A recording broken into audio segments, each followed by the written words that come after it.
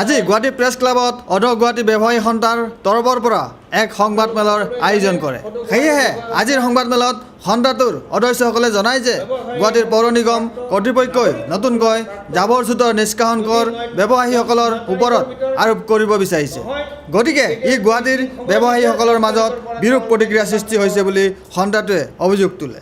সেয়েহে অধ গুৱাহাটী ব্যৱসায়ী সন্থাই ইয়াৰ তীব্ৰ বিৰোধিতা কৰিছে আৰু সন্থাটোৱে জনায় যে মহানগৰ ব্যৱসায়ীসকলে বিভিন্ন সময়ত বিভিন্ন কৰ কাটল জমা কৰি আহিছে, কিন্তু তেনেস্থলত আকৌ নতুন কৰ দিয়াৰ প্ৰশ্নই নুঠে।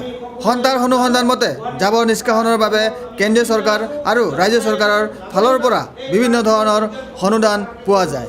তেনে ক্ষেত্ৰত আমাৰ ব্যৱসায়ীসকলৰ ওপৰত অধিক কৰৰ বোজা জাপি দিয়াটো কোনো প্ৰকাৰে সহ্য কৰা নহয় বুলি সন্থাটোৱে জনায়। সেয়েহে আজি সন্থাটোৱে এক স্মাৰক পত্ৰ প্ৰদান কৰে গুৱাহাটী পৌৰ নিগমৰ আয়ুক্ত মহোদয়লৈ আৰু দাবী জনায় যে পৌৰ নিগমৰ কৰ্তৃপক্ষই এক সক্ৰিয়ভাৱে অন্যায়কৈ দিয়া জাননীখন অহা 9 অক্টোবৰ 2014 তাৰিখৰ পূৰ্বে প্ৰত্যাহাৰ কৰক।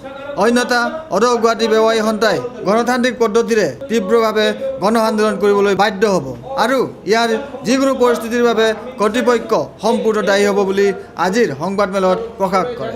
সেয়েহে আজিৰ সংবাদমেলৰ পিছত অধ গুৱাহাটী ব্যৱসায়ী সন্থাৰ সাধাৰণ সম্পাদক পান্তোষ ৰয়ে কয়, গুৱাহাটী পৌৰ নিগম কৰ্তৃপক্ষই যি নো পাৰ্কিঙৰ নামত যি জাননী দিছে 9 তাৰিখৰ 10 তাৰিখৰ ভিতৰত তেওঁলোকে হাজাৰ হাজাৰ জাননী, এই জাননীবিলাক অবৈধ, অনৈতিক আৰু অসাংবিধানিক। সদৌ গুৱাহাটী ব্যৱসায়ী সন্থাই এই জাননী নো পাৰ্কিঙৰ জাননী 9 তাৰিখৰ ভিতৰত প্ৰত্যাহাৰ কৰিবলৈ আমি আহ্বান জনাইছোঁ। এই নো পাৰ্কিং কাৰণ চৰকাৰ কৰ্তৃপক্ষ বা GMC কৰ্তৃপক্ষই এতিয়ালৈকে বিজ্ঞানসন্মতভাৱে কোনো পাৰ্কিং ব্যৱস্থা কৰা নাই।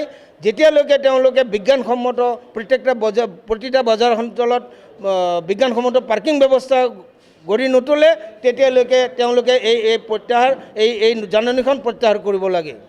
Video' journalist Sushanta Das, Sentinel news, Guwahati.